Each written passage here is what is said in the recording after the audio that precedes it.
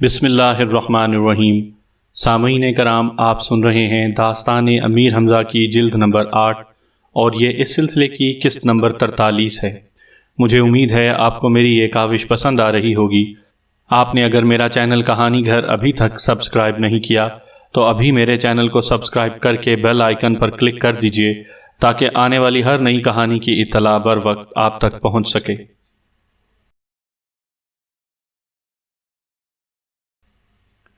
میں نے آپ کو پہچان لیا، بے شک آپ امیر حمزہ ہیں اور شہنشاہ نوشیروان کے داماد ہیں۔ اب آپ میرے گھر تشریف لے چلیے اور میری عزت بڑھائیے۔ امیر حمزہ خواجہ خورشید کے ساتھ اس کے عالی شان مکان میں پہنچے۔ اس نے کھانا لا کر سامنے رکھا۔ جب کھانے سے فارغ ہوئے تو پوچھا، اے خورشید، اس شہر کا بادشاہ کون ہے؟ جناب قارن ادنی یہاں کا بادشاہ ہے۔ خورشید نے جواب دیا، مجھے اچھی طرح جانتا ہے، میں اکثر اس کی خدمت میں جایا کرتا ہوں۔ خوب خوب، ہماری بھی ملاقات بادشاہ سے کروا دو۔ امیر حمزہ نے کہا، بہت بہتر۔ خواجہ خورشید نے ہاتھ باندھ کر کہا، مجھے یقین ہے کہ بادشاہ آپ سے مل کر بے حد خوش ہوگا۔ اچھا میاں سوداگر، ایک بات غور سے سنو۔ امیر حمزہ نے کہا، ہم چند روز کے لیے دیوانے بن جاتے ہیں، تم اپنے مکان سے ایک سرنگ شہر پناہ تک کھدواؤ، ہم اس سرنگ میں جا کر رہیں گے۔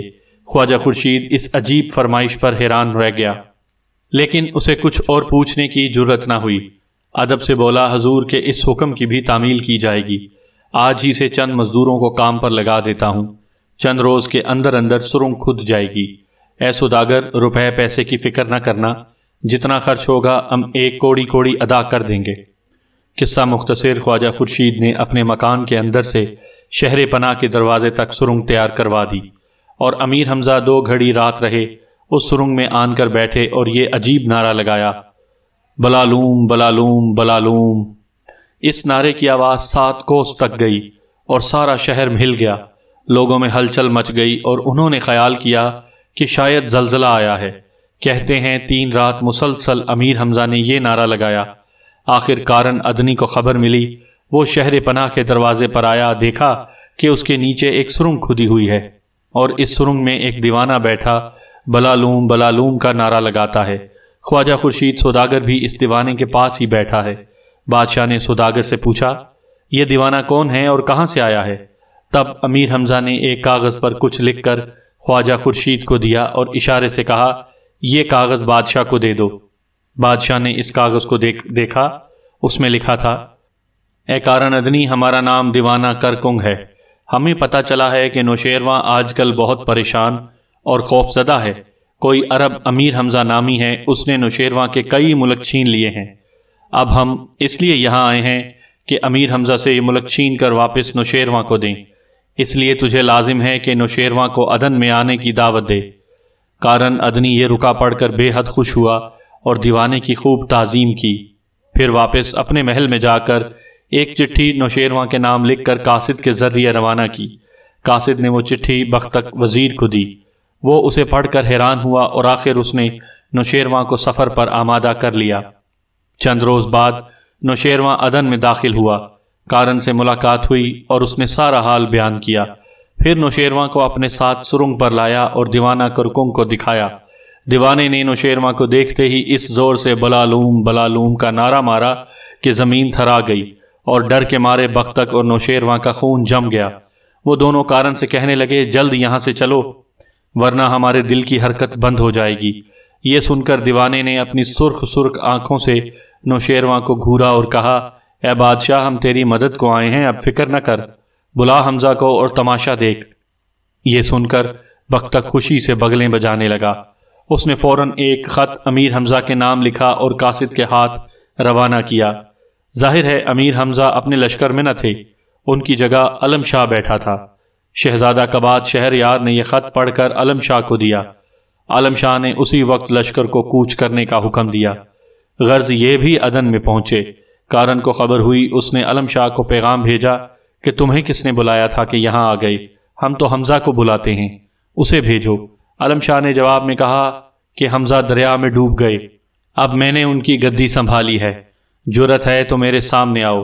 بختک نے جب امیر حمزہ کے دریا میں ڈوبنے کی خبر سنی تو اسے یقین نہ آیا، دل میں کہنے لگا ضرور کوئی چال ہے، ورنہ حمزہ ایسا شخص نہیں جو دریا میں ڈوب جائے۔ اچھا خیر دیکھا جائے گا۔ اس نے یہ تمام باتیں دیوانہ کرکنگ کو جا کر بتائیں۔ دیوانے نے حکم دیا کہ طبلِ جنگ بجواؤ، ہم علم شاہ کا کس بل دیکھیں گے۔ بختک نے طبلِ جنگ بجوایا اور دونوں لشکر آمنے سامنے آ گئے۔ کارن نے اپنے ایک پہلوان طوفان ادنی کو اشارہ کیا کہ میدان میں نکلے اور مقابلے کے لیے للکارے۔ طوفان ادنی گرجتا برستا میدان میں آیا اور للکار کر کہا، جسے موت کی آرزو ہے میرے سامنے آئے، دم کے دم میں دوسری دنیا کو پہنچا دوں گا۔ ابھی یہ للکار مشکل سے ختم ہوئی تھی کہ صحرا کی جانب سے گرد اڑی اور اس میں دیوانہ کرکنگ نمودار ہوا۔ اس نے آتے ہی طوفان ادنی کے ایک گھونسا ایسا مارا کہ اس نے زمین پر 70 کلا بازیاں کھائیں اور ڈھیر ہو گیا۔ کارن ادنی نے غل مچایا کہ یہ دیوانہ عجیب بےہودہ آدمی ہے، میرے ہی پہلوان کو ہلاک کر دیا۔ تب دیوانے نے کارن سے کہا، کیا اس پہلوان کو معلوم نہ تھا کہ ہم میدان میں آنے والے ہیں؟ پھر یہ ہماری اجازت کے بغیر کیوں نکلا؟ اس کی سزا یہی تھی۔ یہ سن کر کارن ادنی ڈر کے مارے خاموش رہا۔ اتنے میں دیوانہ علم شاہ کی فوج کے سامنے آیا اور پوری قوت سے چلایا، بلالوم بلالوم۔ یہ نعرہ اس غضب تھا کہ علم شاہ کا کلیجہ بھی بیٹھ گیا۔ اس نے سلطان سر برہنہ کو اشارہ کیا کہ میدان میں نکل اور دیوانے کا مقابلہ کر۔ سر برہنہ شمشیر لے کر میدان میں آیا اور دیوانے کے روبرو پہنچ کر بولا، تو صرف نعرے لگانا جانتا ہے یا کچھ بہادری بھی دکھلائے گا؟ دیوانہ یہ سن کر طیش میں آیا۔ اس کے ہاتھ میں ایک بھاری لکڑی تھی، وہی ماری۔ سر برہنہ نے اپنا سر بچایا، لکڑی اس کے گھوڑے کی گردن پر لگی، گھوڑا الٹ کر گرا اور مر گیا۔ سر برہنہ دھڑام سے گھوڑے کے ساتھ ہی گرا۔ دیوانے نے لپک کر اس کے ہاتھ پیر باندھے اور کارن کے سپاہیوں کے حوالے کیا۔ تھوڑی دیر بعد تب تیش دیوانہ میدان میں آیا۔ دیوانہ کرکنگ نے اس کا بھی یہی حشر کیا۔ پھر طوفان بن بہمن نکلا، اسے بھی باندھا۔ اسی طرح شام ہونے تک کرکنگ نے علم شاہ کے 7 پہلوانوں کو شکست دے کر باندھا اور کارن کے لشکر میں بھیج دیا۔ جو ہی سورج غروب ہوا، بختک نے واپسی کا طبل بجوایا۔ دیوانہ کرکنگ اپنی سرنگ اور نوشیرواں کارن کے ساتھ محل میں واپس آیا۔ بختک نامراد نے موقع پا کر تنہائی میں نوشیرواں سے کہا، حضور آپ نے کچھ دیکھا اور سمجھا؟ مجھے تو یہ کرکنگ دیوانہ حمزہ معلوم ہوتا ہے، سمجھ میں نہیں آتا کہ اس میں کیا راز ہے۔ نوشیرواں نے ناراض ہو کر کہا، تو ہمیشہ عقل کے پیچھے لٹھ لیے دوڑا کرتا ہے، بھلا حمزہ کہاں اور کہاں یہ دیوانہ؟ ممکن ہے آپ کا ارشاد درست ہو، بختک نے کہا، مگر ایک تدبیر میں عرض کرتا ہوں، اس دیوانے سے کل کہیے کہ وہ گرفتار ہونے والے 7 پہلوانوں میں سے کسی ایک کو قتل کر دے۔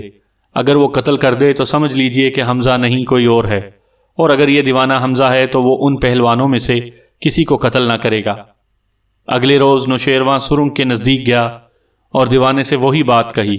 دیوانے نے گھور کر بختک کی طرف دیکھا اور گرج کر کہا، اے نوشیرواں، معلوم ہوتا ہے یہ بات تجھے اس بدماش وزیر نے بتائی ہے۔ یہ 7 پہلوان تو کیا چیز ہیں، کہے تو حمزہ کے لشکر کے ایک ایک سپاہی کو قتل کر دوں، مگر ابھی مجھے اجازت نہیں ہے۔ جب اجازت ملے گی تب تجھے کہنے کی ضرورت بھی نہ پڑے گی۔ ابھی تو ان پہلوانوں کو قید میں رکھ اور جا کر طبلِ جنگ بجوا۔ دیوانے کی باتیں بختک نے سنی تو چہرے کا رنگ ہلدی کی طرح پیلا پڑ گیا۔ ہاتھ جوڑ کر کہنے لگا، جناب میں آپ کا غلام ہوں، بادشاہ کو صحیح مشورہ دینا میرا فرض ہے، زیادہ بک بک نہ کرو اور یہاں سے دفان ہو جاؤ۔ دیوانہ گرج اٹھا اور بختک کو مارنے کے لیے اپنی لکڑی اٹھائی۔ بختک وہاں سے سر پر پیر رکھ کر بھاگا اور پیچھے پھر کبھی نہ دیکھا۔ نوشیرواں نے طبلِ جنگ بجانے کا حکم دیا۔ تھوڑی دیر میں میدان جنگ دونوں فوجوں کے نعروں اور گھوڑوں کی تاپوں کی آواز سے گونج اٹھا۔ اس روز دیوانے نے حیرت انگیز شجاعت کا مظاہرہ کیا۔ کئی سرداروں اور پہلوانوں کو چٹکی بجاتے میں باندھ کر ڈال دیا۔ یکا یک سلطان سعد نے علم شاہ سے کہا، چچا جان، یہ دیوانہ تو ہمارے ہر پہلوان کو قید کرتا چلا جاتا ہے، اجازت ہو تو اس کے مقابلے کے لیے میں میدان میں نکلوں؟ نہیں بیٹا، تم ابھی کم عمر اور نا تجربے کار ہو، اس دیوانے سے کیوں کر جیت سکو گے؟ علم شاہ نے جواب دیا، مگر وہ نہ مانا اور مقابلہ کرنے کے لیے ضد کرنے لگا۔ مجبور ہو کر علم شاہ نے سعد کو اجازت دے دی اور وہ گھوڑا بڑھا کر میدان میں آیا۔ دیوانہ کرکنگ نے حیرت سے سعد کو دیکھا اور چپکے سے مسکرایا، پھر کہنے لگا، اے بچے، کیا حمزہ کے لشکر میں کوئی بڑا آدمی باقی نہیں رہا جو تجھے لڑنے کے لیے بھیجا ہے؟ مجھے تجھ پر ترس آتا ہے، بہتر یہی ہے کہ واپس چلا جا اور کسی بڑے پہلوان کو بھیج۔ سعد نے بے خوفی سے جواب دیا، اے دیوانے، میری عمر اور نا تجربے کاری پر مت جا، میں نے بڑے بڑے شہزور پہلوانوں کی گردنیں جھکائی ہیں، خدا کو منظور ہوگا تو تیری گردن بھی نیچی کروں گا، اب زیادہ وقت ضائع نہ کر اور وار کر۔ اچھا تو پھر سنبھل، دیوانے نے کہا اور اپنی لکڑی کا وار کیا۔ سعد نے وار بچایا مگر اس کا گھوڑا الٹ کر گرا اور مر گیا۔ تب سعد نے چھلانگ لگائی اور دیوانے سے لپٹ کر کشتی لڑنے لگا۔ دیوانہ دیر تک سعد کو ایک استاد کی طرح زور کراتا رہا، اور جب اس نے دیکھا کہ سعد بری طرح تھک گیا ہے اور ہانپنے لگا ہے تو اسے باندھا اور کارن ادنی کے حوالے کیا۔ بختک نے خوشی سے پھر بغلیں بجائیں اور واپسی کا طبل بجوایا۔ اس کے بعد اپنا وہی شبہ نوشیرواں پر ظاہر کیا کہ یہ دیوانہ کرکنگ اصل میں حمزہ ہے، ورنہ روئے زمین پر اور کون ہے جو یوں حمزہ کے تمام پہلوانوں اور سرداروں کو قابو میں کرے۔ خواجہ خورشید سوداگر نے یہ سن کر کہا، آپ نے کل بھی یہی بات کہی تھی اور دیوانے کو پتہ چل گیا تھا، ایسا نہ ہو کہ وہ ناراض ہو کر آپ ہی کا کام تمام کر ڈالے، بہتر ہے کہ زبان بند رکھیے۔ یہ گفتگو ہو رہی تھی کہ غل مچا کے دیوانہ آتا ہے۔ اتنے میں وہ دیوانہ اپنے منہ زور گھوڑے پر سوار نوشیرواں کے دربار میں آیا۔ سب ڈر کے مارے تعظیم کے لیے اٹھ کھڑے ہوئے۔ نوشیرواں نے خوش ہو کر کہا، آؤ بھائی دیوانے، یہاں ہمارے پاس تخت پر آن کر بیٹھو۔ دیوانہ گھوڑے سے اترا اور تخت پر اس طرح چڑھا کہ اس کی چولیں ہل گئیں، پھر نعرہ لگایا، بلالوم بلالوم۔ نوشیرواں، بختک اور کارن ادنی تھر تھر کانپنے لگے۔ چند لمحے بعد بختک نے خواجہ خورشید کے کان میں کوئی بات کہی۔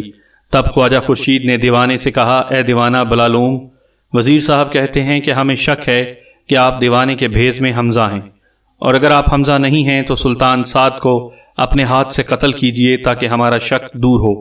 دیوانے نے گھور کر بختک کو دیکھا تو وہ چلایا، نہیں جناب، میں نے ہرگز ایسی بات نہیں کہی، یہ خواجہ خورشید جھوٹ بولتا ہے۔ دیوانہ زور سے ہنسا اور کہنے لگا، ہم خوب جانتے ہیں کہ تم میں کون سچا ہے اور کون جھوٹا۔ کل ہم اپنے پیر و مرشد کی خدمت میں جائیں گے اور ان سے سلطان سعد کو قتل کرنے کی اجازت لیں گے۔ اگر اجازت مل گئی تو پہلے سلطان سعد کو اور پھر بختک کو شک کرنے کے جرم میں موت کے گھاٹ اتارا جائے گا۔ اب تو بختک کے پیروں تلے کی زمین نکل گئی، دل اس زور سے دھڑکا جیسے سینے سے نکل کر باہر آن پڑے۔ موت سر پر منڈلاتی دکھائی دی۔ اسی وقت روتا ہوا دیوانے کے قدموں پر گرا اور معافی مانگنے لگا۔ دیوانے نے اس کو ٹھوکر مار کر پرے ہٹایا اور کہا، جاؤ، ہم نے معاف کیا، لیکن یاد رکھو آئندہ تم نے کوئی گڑبڑ کی تو جیتا نہ چھوڑوں گا۔ یہ کہہ کر دیوانہ اپنے گھوڑے پر سوار ہوا اور شہر کے بازاروں میں گھومنے لگا۔ ایک جگہ اس نے کچھ لوگوں کو دیکھا کہ ایک دبلے پتلے شخص کو گھیرے ہوئے ہیں اور وہ آئیں بائیں شائیں کر رہا ہے۔ دیوانہ کرکنگ قریب پہنچا تو لوگوں نے راستہ دے دیا۔ دبلے دیوانے نے غصے سے کرکنگ کو دیکھا اور کچھ بڑبڑایا۔ تب کرکنگ نے نعرہ لگایا، بلالوم بلالوم بلالوم۔ دوسرے دیوانے نے بھی حلق پھاڑ کر کہا، جلالوم جلالوم۔ کیوں بھئی، یہ جلالوم کیا ہے؟ کرکنگ نے اس سے پوچھا۔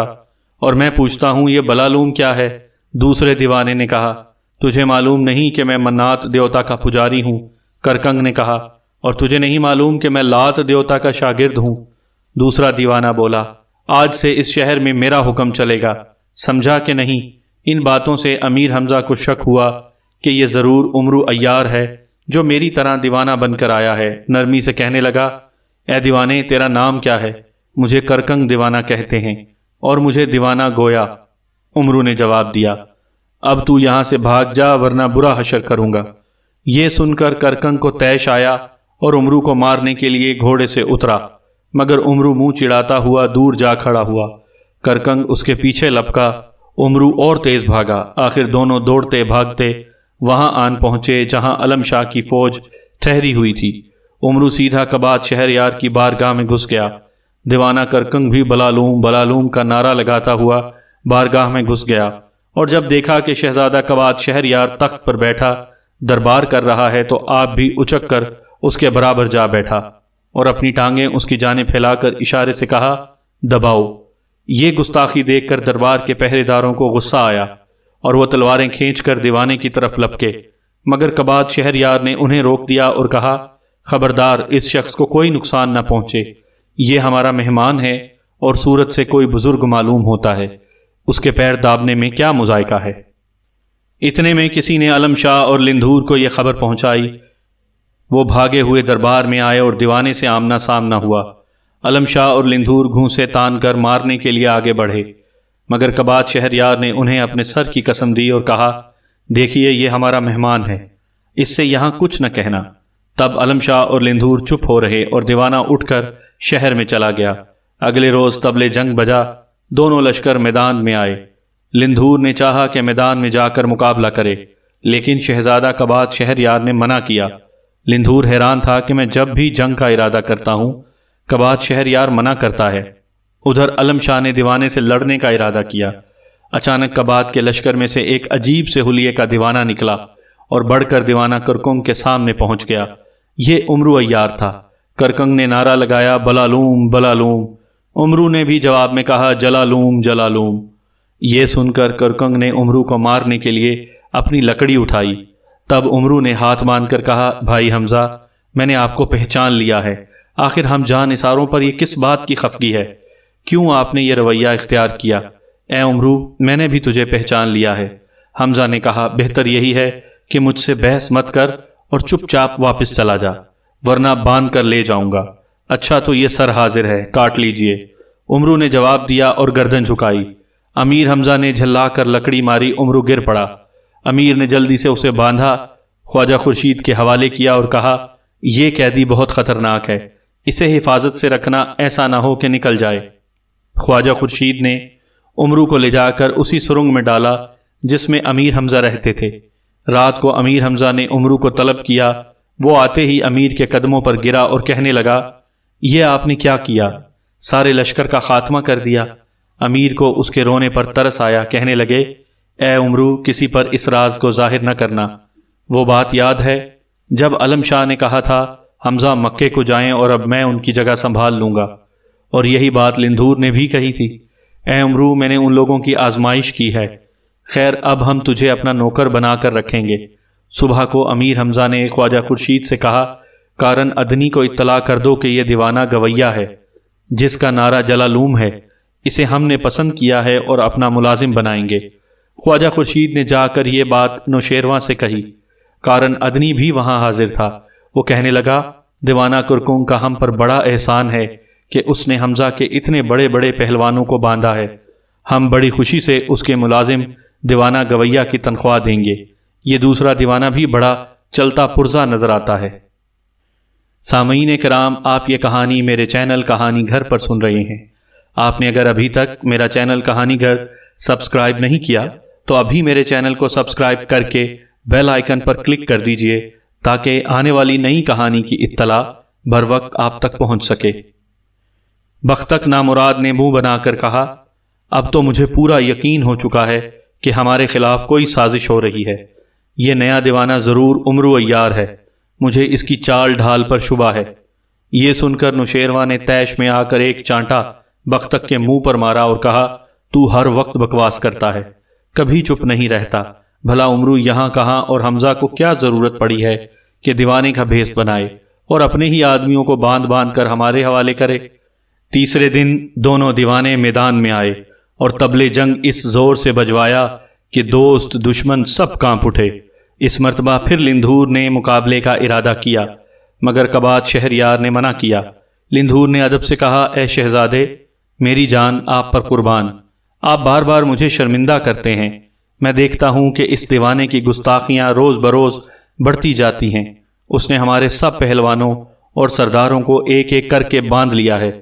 یہ ہمارے لیے ڈوب مرنے کا مقام ہے۔ میں جب بھی اس سے دو دو ہاتھ کرنے کا ارادہ کرتا ہوں آپ مجھے روک دیتے ہیں، آخر یہ کیا بات ہے؟ شہزادہ کباد شہریار کہنے لگا، اے لندھور، میں جو کچھ سمجھ رہا ہوں مصلحت کا تقاضا یہ ہے کہ زبان نہ کھولوں۔ ابھی میں علم شاہ کو میدان میں بھیجتا ہوں، اگر اس نے دیوانے کو زیر نہ کیا تو پھر تم اس کے مقابلے میں نکلنا۔ یہ سن کر لندھور خوش ہوا۔ علم شاہ اپنے بدن پر تمام ہتھیار سجا کر سفید گھوڑے پر سوار ہوا اور میدان میں آیا۔ اس کی شان و شوکت اور روب داب دیکھ کر سب کے منہ سے آفرین نکلی۔ دیوانہ کرکنگ نے اسے دیکھ کر بلالوم کا نعرہ لگایا۔ علم شاہ ہنس کر کہنے لگا، اے دیوانے، ان بیہودہ نعروں سے میں نہ ڈروں گا، ابھی کچھ دم میں ان نعروں کا حال سب پر کھلا جاتا ہے۔ تو نے ہمارے بادشاہ کی بارگاہ میں آن کر جو بے ادبی کی ہے اس پر میں خون کے گھونٹ پی رہا ہوں۔ اگر شہزادہ کباد شہریار مجھے قسم نہ دیتا تو میں وہیں تیرے ٹکڑے کر ڈالتا۔ یہ تقریر سن کر دیوانہ کرکنگ نے پھر بلالوم بلالوم کا نعرہ لگایا۔ تب علم شاہ نے جھلا کر اپنے نیزہ دیوانے کو مارا۔ اس نے ڈھال پر روکا اور خود بھی حملہ کیا۔ دونوں میں دیر تک نیزہ بازی ہوئی۔ یکایک دیوانے نے بائیں ہاتھ سے تلوار کا ایسا ہاتھ مارا کہ علم شاہ کا نیزہ کٹ کر دور جا گرا۔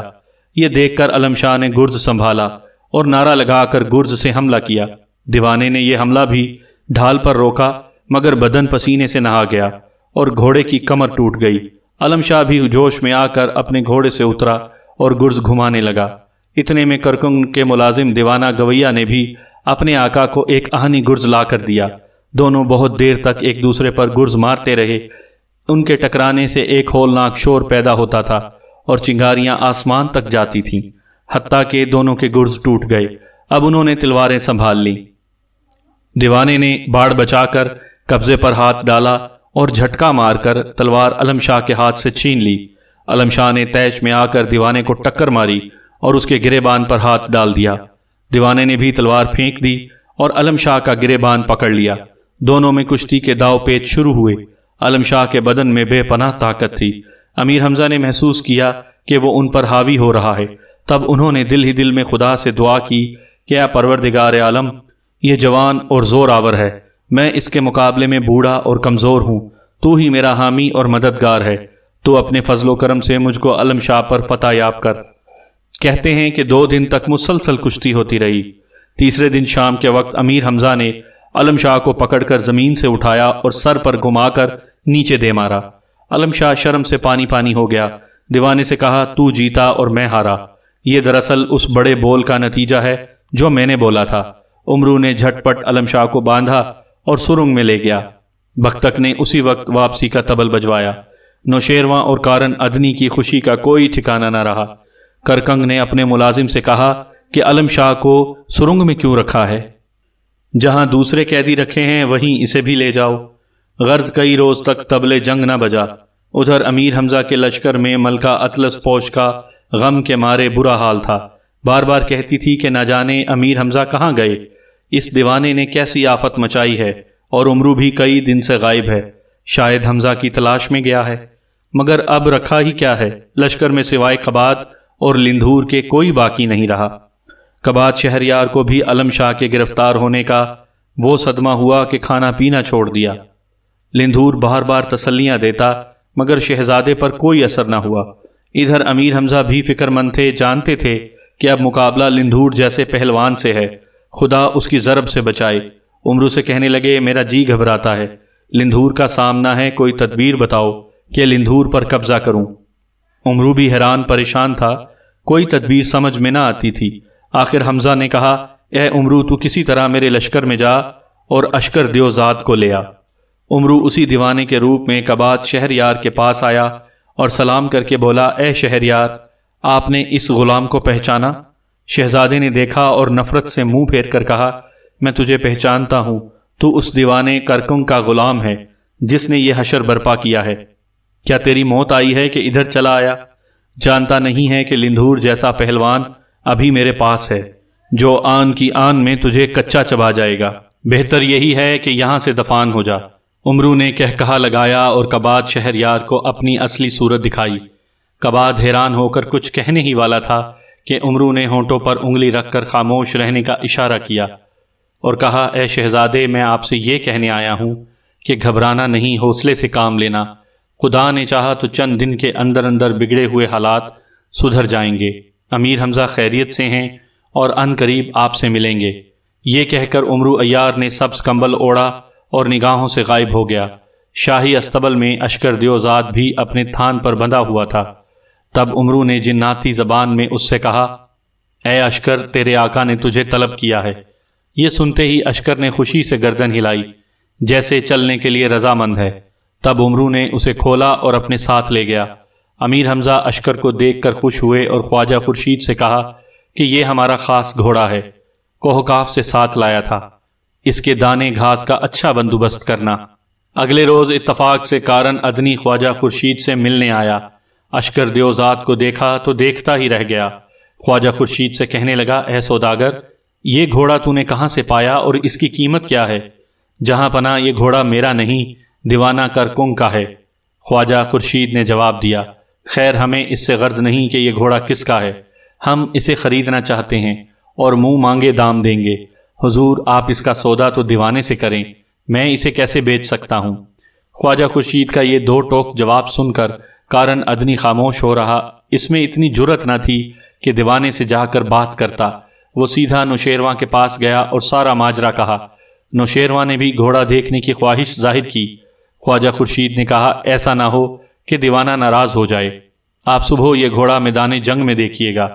قصہ مختصر، صبح سویرے امیر حمزہ کے حکم سے طبل جنگ بجا، دونوں لشکر میدان میں نمودار ہوئے۔